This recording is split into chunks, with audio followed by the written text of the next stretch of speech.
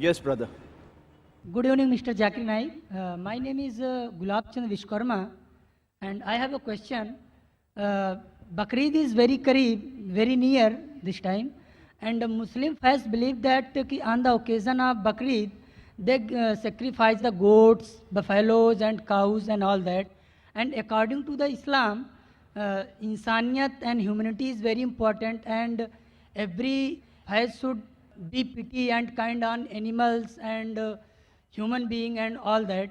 Then if they believe in this, then why they give the sacrifice of goats, cows and buffaloes on the occasion of Bakrid?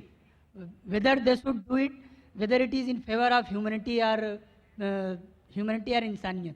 Brother, that's a very good question.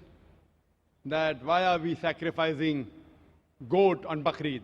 If it's not a Bakrid, can we sacrifice goat? No. Any animals, any No, animals. can we sacrifice goat if there's no Bakrid? They sacrifices, they kills. I'm asking you the question. That means if no Bakrid, if we sacrifice the animal, it is allowed? No. Generally, why do you? Yeah. So our direct question, why do you have non-veg? Correct? No, I'm not getting what you are saying. Your main question is, why do you have non-veg? Why do you have meat? Actually, I want to say on the occasion of Bakrid and other occasion as well. Oh, okay. I'll on the answer other both. occasion as well. On the occasion of Bakrid, Allah says in the Quran in Surah Hajj, chapter number 22, that the blood and the meat does not go to Allah, it is your piety which goes to Allah. So unlike other religions, in other religions when they sacrifice the goat and keep it in the altar in the name of deity. And who eats? God Almighty eats.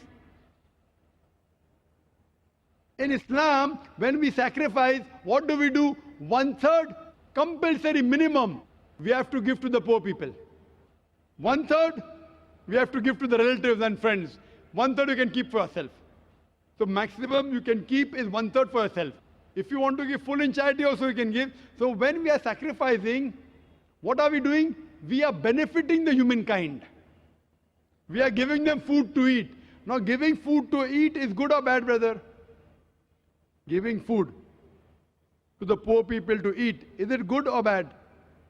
Good. In humanity, is it good or bad? Good. So therefore Islam is a religion of humanity. Now you may ask the question, what about killing animals? It's good for humanity, but what about animals? In short, a Muslim can be a very good Muslim even by being a pure vegetarian. It's not compulsory in Islam that you should have non-veg, but since Almighty God has given us permission to have non-veg, why should we not have non-veg? Allah says in the Quran, in Surah Ma'idah, chapter number 5, verse number 1, eat of the four-footed animal which has been made lawful for you. Allah says in Surah Nahl, chapter number 16, verse number 5, that the cattle has been made for you, so that you benefit from them, and of the meat you can eat.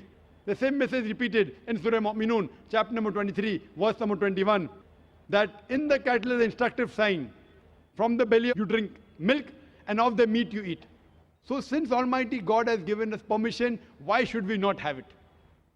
Now coming to the logical aspect, today science tells us that in non-veg food, in flesh food, it is rich in vitamins, and it is only food which has got complete protein. Our human body, there are total 23 amino acids required by the human body, out of which 8 are not synthesized in the body. It has to be given from the external diet. There is no vegetarian food which gives you all the 8 amino acids. It is the flesh food, the non-veg food, which gives you all the 8 amino acids. Furthermore, if you analyze the set of teeth of the herbivorous animal, cow, goat, sheep, they have got flat set of teeth. They only have vegetables. They can't have flesh. If we analyze the set of teeth of the carnivorous animal, tiger, leopard, lion, they have got pointed set of teeth. They have got a carnivorous set of teeth. They have canine set of teeth. They only have flesh food. They can't have vegetables.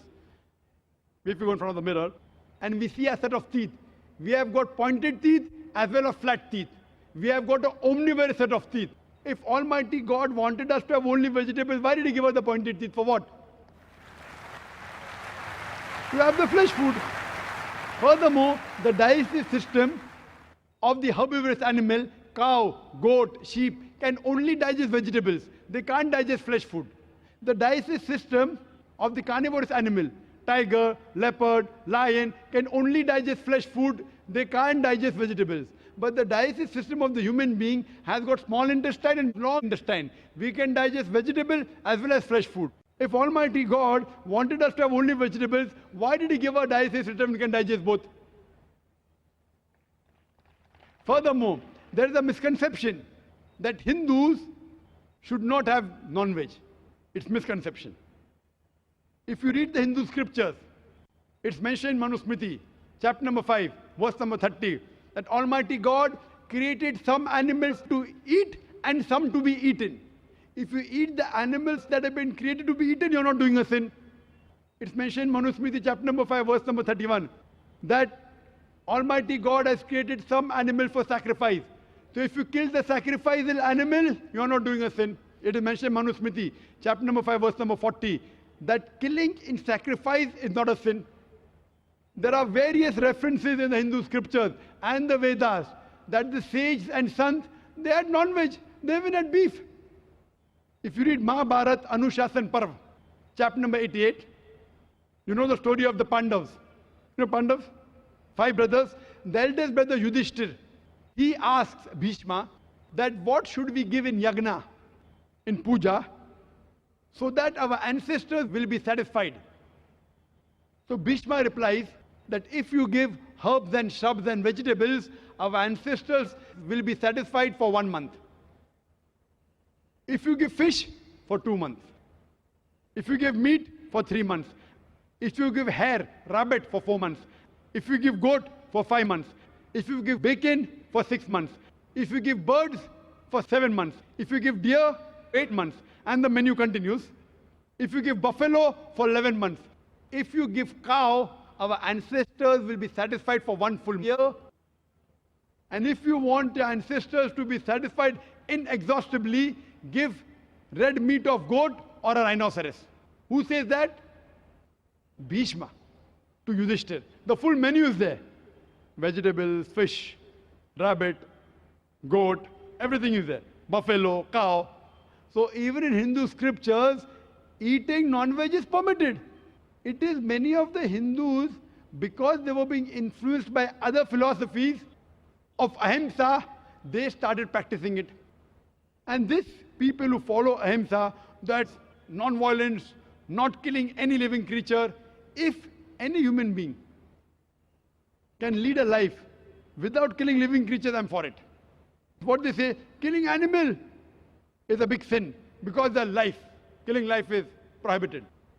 Today science is advanced and we have come to know that even the plants have got life. So by eating vegetables, you're killing life also.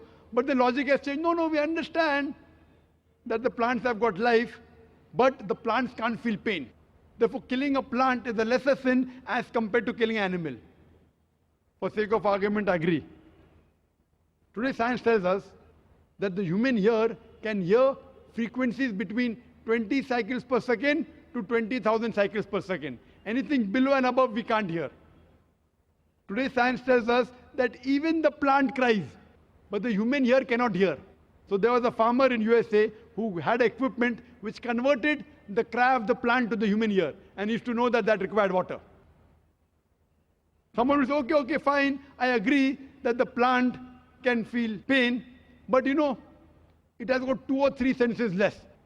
Therefore, killing a plant is a lesser sin as compared to killing an animal which has got 5 senses. For sake of argument, I agree that plants have got 2 senses less as compared to the animal. I am asking you a question. That suppose your brother, God forbid, if he is born deaf and dumb, and when he grows up, someone comes and kills him. So will you go and tell the judge, me Lord, give the murderer less punishment because my brother, he was deaf and dumb? Will you say that? You will tell the judge, give him a bigger punishment. My brother was masoom. He could not hear, he could not speak.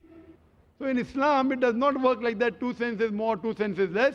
Allah says in the Quran in Surah Baqarah chapter 2 verse number 168, eat of the good things we have provided for you. What is good, what is tayyib you can have. And furthermore, I personally have got no problem. If the non-Muslim don't want to have non-veg, I have got no problem. Personally. Only when they tell me it's a sin or you tell me it's against humanity, I give the reply. Personally, if the non-Muslims continue having vegetarians, good for me. If all the non-Muslims start having non-veg, then the price of mutton and beef will go high. Personally, I've got no problem.